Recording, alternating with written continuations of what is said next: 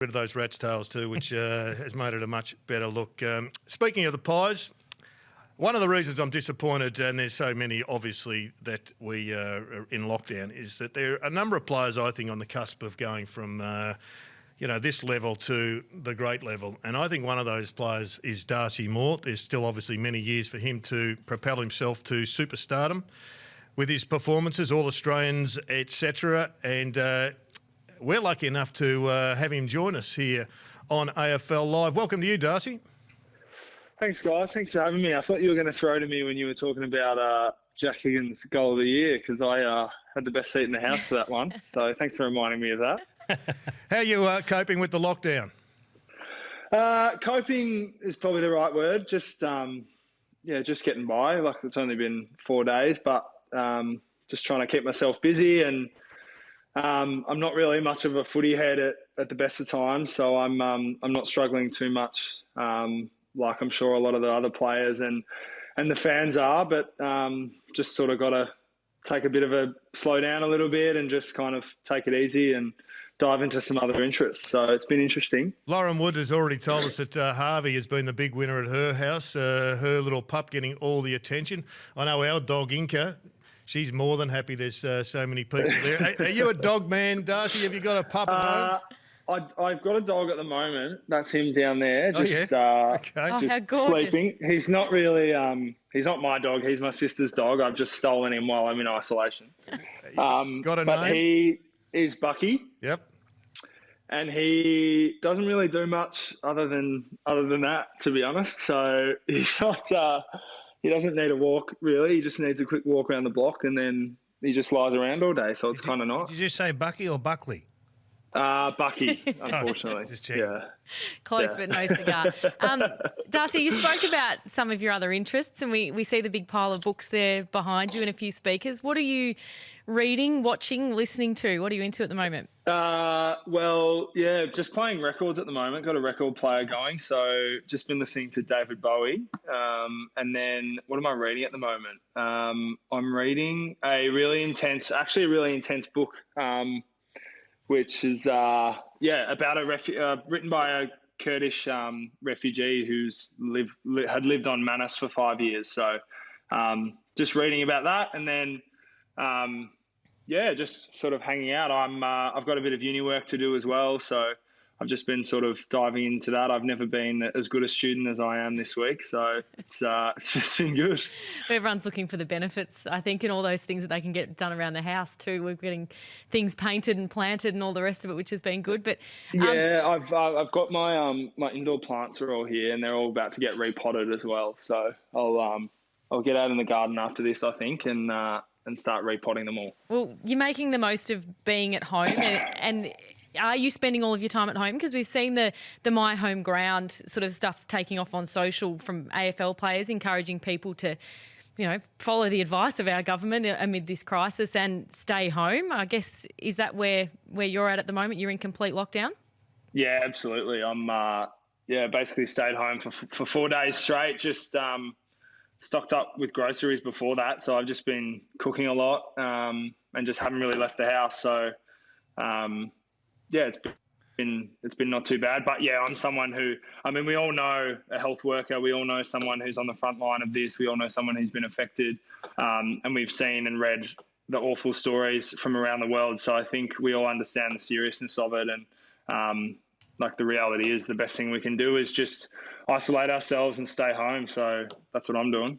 Now, Darcy, you'd be doing some different things. You're a different cat, Darcy. You're not the average AFL footballer. I know what you're talking about, what you're reading and what you're doing.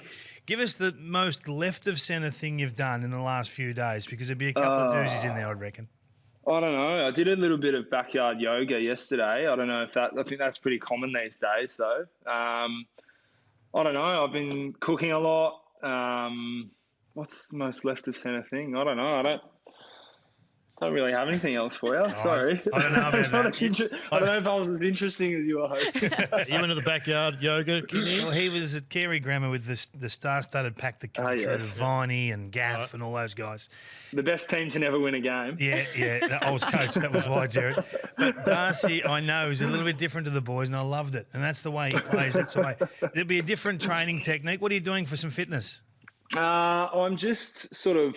I just went for a run this morning. I ran down to the main Yarra Trail and just ran along there for a bit, which was really nice. It was kind of nice not to. I didn't have the GPS tracker out or anything. I just wanted to run around and enjoy it and get a bit of a sweat up. So I did that, and then I'll probably get out in the backyard this arvo and do some sort of leg session. I don't have that much gym equipment, but I'll make it work. So yeah, I'll just try and do a bit every day. And the hardest thing is obviously when we're not training as much to just deal with body composition and all that sort of stuff and try and stay conditioned. It's not something that we're used to, but every player will be different over this period, and we're just going to have to learn to manage ourselves. But it's what we do. We're just going to have to learn to live with it. There's a time-honoured debate, Darcy, in AFL football, and that is the difficulties of playing as a forward or playing as a back. And I can remember calling a game over in the West, and you were playing a centre-half forward for the Pies at the time. Wasn't a pleasant experience that day for Collingwood. And at the end of that season, they declared that they were going to experiment with you as a defender. And now you're an All-Australian advocate, or you're basically a candidate for All-Australian as a centre-half forward. Have you found the difference simply one where you've slotted in better, or do you think it's an easier position to play, or do you think you would have made this transition as a forward had you been given sufficient time? Yeah, I think it's an interesting one. I mean, looking back on it, at the end of 2017, I was 20 or 21 years old. So obviously still with my career in its infancy, and had a lot to learn about the game and what it takes to play at the highest level. So I'm sure that's a little bit part of it. But as everyone in the footy world saw, we changed our system pretty heavily going into 2018. We sort of acknowledged that the game was changing, and that we had to mix things up about the way we went about it. And part of that was something that I know that a lot of coaches have spoken publicly about, but the role of key forwards and key defenders, and how the role of the key forward these days is basically to bring the ball to ground for the smaller guys, because they're the ones that have done so much damage lately. And then the role of the key defenders and the medium defenders is to turn the ball over and almost start teams' offense.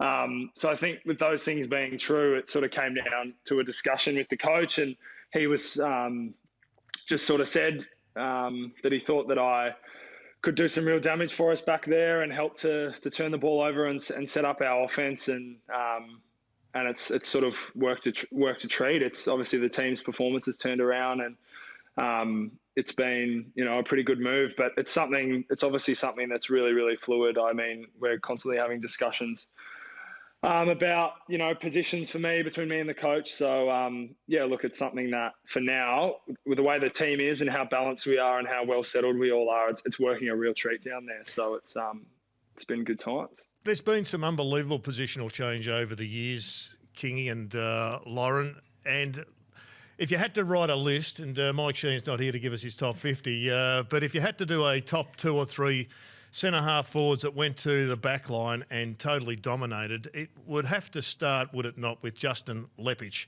It may include Darcy Moore at some stage down the track, but I saw Lepper on AFL Live only a couple of days ago, and I mean, he became just one of the all-time greats, and he started out as a centre-half forward stroke full forward. Well, it's sort of the thing that players say when they swing between the two positions, isn't it? That when they've played as a forward, they know what they hated. So then just go and do that when you're in defence. Have you found that, Darcy?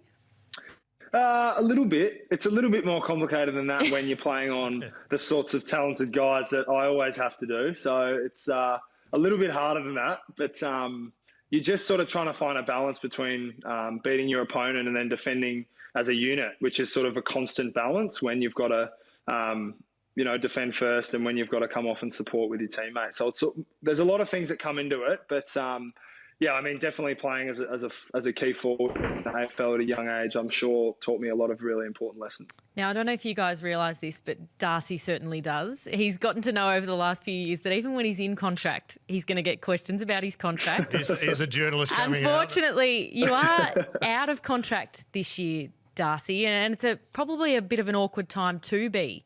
Has it kind of stalled negotiations? I know we've got so much talk about pay and all that sort of thing, but where are things at?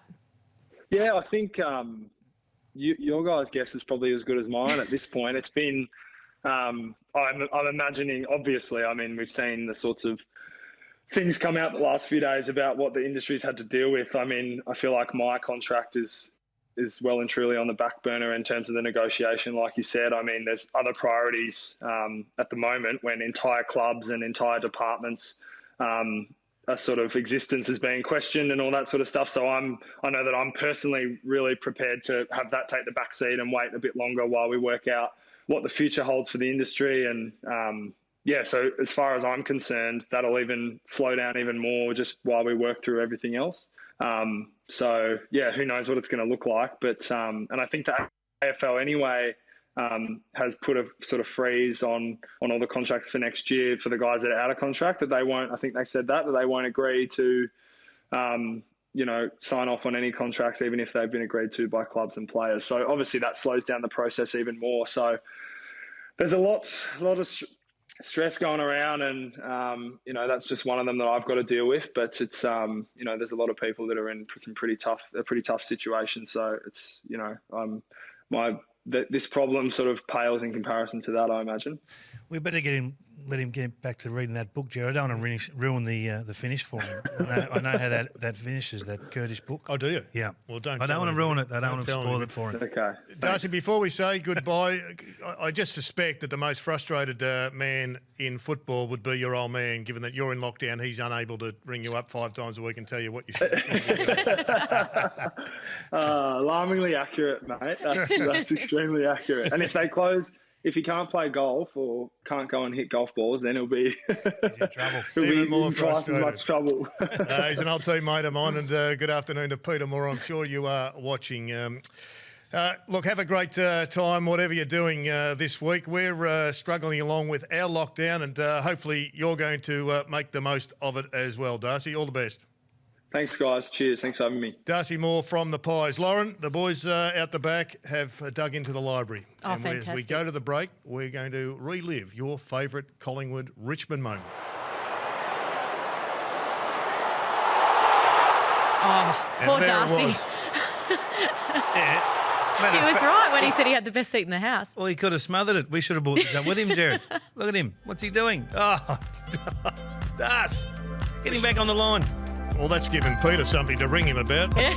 Why didn't you have your hands extended a little bit further and knock that off? We're going to take it to a new level if we rang them, Jared, to run them through the negatives of how they've played. I don't think that's going to happen. That's not going to take off. Live.